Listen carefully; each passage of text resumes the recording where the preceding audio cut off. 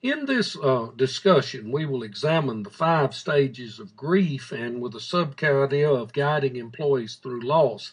Now, as you enter into this discussion, keep in mind that the 5 stages of grief were primarily developed to guide persons through the experiences of dealing with the death or demise of someone they love. I think these ideas are very relevant to managers because as we move out of the past towards the future, we must leave the past behind.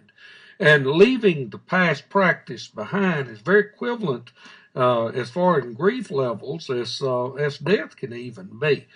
People handle grief differently, and there are many that grieve about issues at work and leaving the past behind. So keep in mind as we go through these slides that we will be explaining this grief sometimes in light of dealing with death, but that the goal is that you see that employees who are moving out of the past have to let the past go, and that as a result they may grieve over the loss that they've encountered.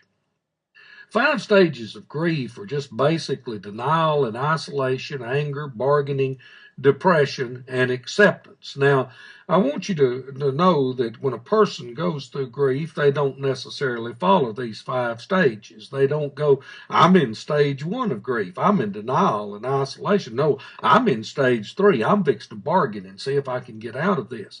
But these emotions that are experienced here in grief, the 5 levels of denial and isolation, anger, bargaining, depression, and acceptance, may occur differently in different people, but study of them as a process, a linear process moving from one into the other, is meaningful if we speak in groups. In terms of how groups face grief. Individuals, we can't necessarily say that they do certain things, but there is a tendency among all peoples to move through grief in these 5 different, at least to experience these 5 levels of emotion. We will start with the first level, denial and isolation, and then moving into the second layer, which is anger. Denial is kind of an attitude like, this can't be happening to me.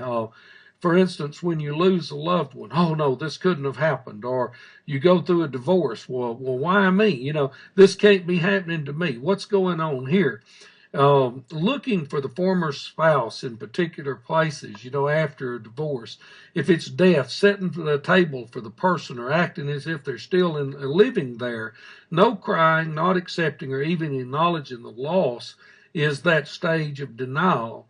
I have a friend who lost her son, and he's about my age, and he died suddenly with a heart attack. She had him cremated, and for a long time she carried his ashes around with her. When she went out to eat, she set him at the table. Now, that certainly sounds like a little bit different sort of behavior, but if you will keep in mind that what she was dealing with in the stages of grief is the first level, she's denying that he's gone. He's still alive. He's still here. I can't give him up. That's the first stage of grief. Now, when you get into looking at transitioning through change in an organization, and you're trying to bring about change, the first strategy that folks will generally use in grieving over the giving up of the old way is to deny that the change is actually going to take place. No, they'll never do this. It'll never happen. And then when they figure out that it is going to happen, a lot of times they move into the next phase, which is that of anger. Why me? Feelings of wanting to fight back or get even with a spouse after divorce or blame, why did this person die? I just can't believe it. I'm angry at God, or I'm angry at deity. Anger at the deceased and blaming them for leaving are all the next stages of grief. Well, if you're a manager and you're bringing about change and you transition out of the old into the new, they're going to have to give up the old. And to give up the old, many folks are going to grieve over it, and they're going to start out denying that it takes place, but then they may move into anger about the change. They may be angry at you, and if you plan on being well liked by everyone, you need to remember a verse of the Bible that says, beware of a man when all men speak well of him. If you bring about change, somebody's going to be mad at you, and they're not going to like you, and they're going to blame you for the change that takes place. Well, though that anger is a natural stage in the transition of grief. When you start getting angry, you have moved generally beyond the denial stage to the fact that you recognize that the change will happen. Now you're mad about it. Once you move beyond denial and anger, the next phase is that of bargaining. And that's attempting to make a deal. Well, if we do this, can we go back? Begging, wishing, and praying for somebody to come back. Attempting to make a deal with God. I love that. God, if you'll just grant this, I'll go to church on Sunday. I'm not going to show up there. I'm too busy doing other things. The deals and bargaining just don't work, but you'll see workers in an organization who are grieving over giving up the old way first deny, then they may grow angry, and then they may want to strike a bargain. Well, if we do this, can we keep the old path?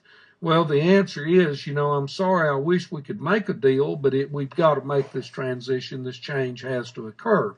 After a person realizes that they can't bargain their way out of it, then generally they get a little bit depressed about it. Feelings of hopelessness, frustration, bitterness, self-pity.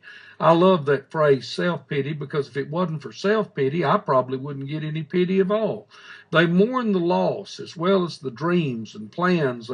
They feel a lack of control and they're numb and perhaps feeling suicidal. Have you noticed sometimes in the newspaper the workers who grow angry over a change that takes place, they try to bargain, and then when they find out that that doesn't work, they may vent that anger and hostility on other workers. And as a manager, you better consider the warning signs as a person falls into this level. There are some people out there that will hurt you.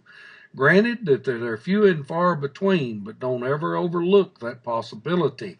The normal worker starts out and they just don't believe it's going to happen, and then they grow angry about it. Then they may try to make some sort of bargain so that we can go back. And once they realize that the change is going to happen, they just feel somewhat hopeless and overwhelmed by it, and they feel a little bit numb. This stage of grief is just basically that of acceptance.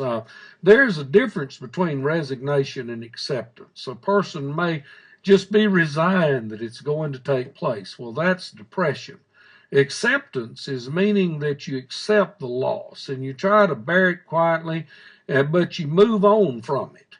Resignation means I'll just bear my cross until it's over with. Well, acceptance of change means that you're moving on, that you have bought in, you've accepted that it's going to take place, and now you're interested in how that you can make it work.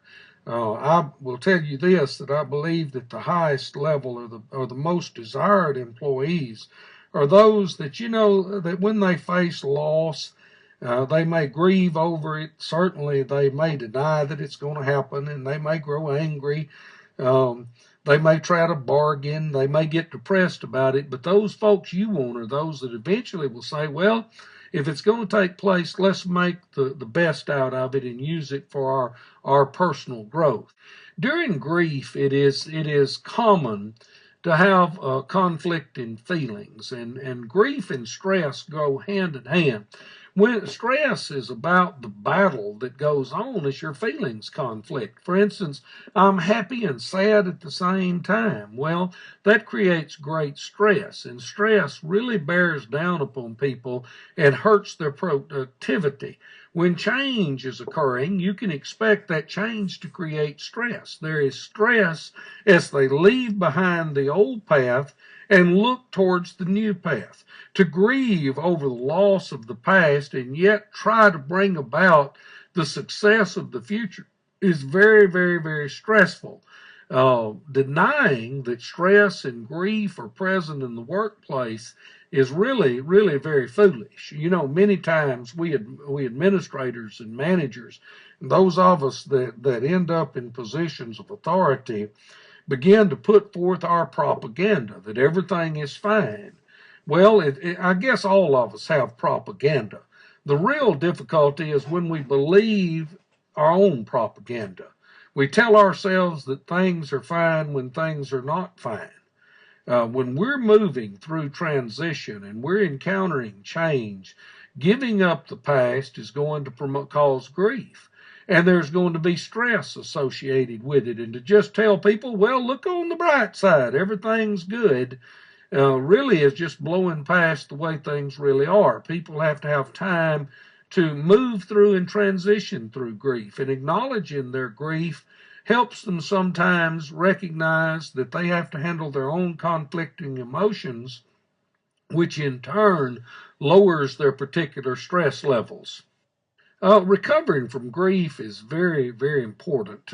Grieving and its stresses pass more quickly with good self-care habits. It helps to have a close circle of family or friends, to eat a balanced diet, drink enough non-alcoholic fluids, get exercise and rest. Well, the short of this is that you can help your workers recover from grief by moving on, by being a friend, by providing them the opportunity to have some feedback from others and to keep them into a balanced work environment. You just don't quit everything. You keep going. And you have some good activities that go with that. And I strongly suggest that passing out cases of Bud Light isn't going to help. They need to get exercise. They need to get rest. You have to work. And in work, you can move beyond your grief. Most people are really unprepared for grief, since so often tragedy strikes suddenly and without warning. In the workplace, you go along and you think everything's going to be fine, and then all of a sudden these things happen and occur, and you find yourself overwhelmed by grief. Good communication to help prepare people, to remind them that we deal in an environment that is constantly changing, may help them recover from grief much more quickly, since they're prepared for what is going to take place. I thought that this little screen was really helpful. The tragedies that now blacken and darken the very air of heaven for us will sink into their places in a scheme so august, so magnificent, so joyful, that we shall laugh for wonder and delight. And author Christopher Bacon wrote that. Just keep in mind the bad times will pass, and our goal as employees is to learn from those bad times. We'll get through this. We will survive. Yes, it's going to be difficult, but we can move forward. And our challenge will be to turn this so that it ends up being a good thing for us. Let's see what we can learn from it. How can we better improve our practices as a result of it? A good manager recognizes that grief over the loss of the old path is real. Grief creates stress. Stress is real. Don't just believe your own propaganda that everything's fine, but you consider that things may not be fine. You keep an eye on them, and you do everything that you can to grow your employees beyond the tragedy of change that has occurred.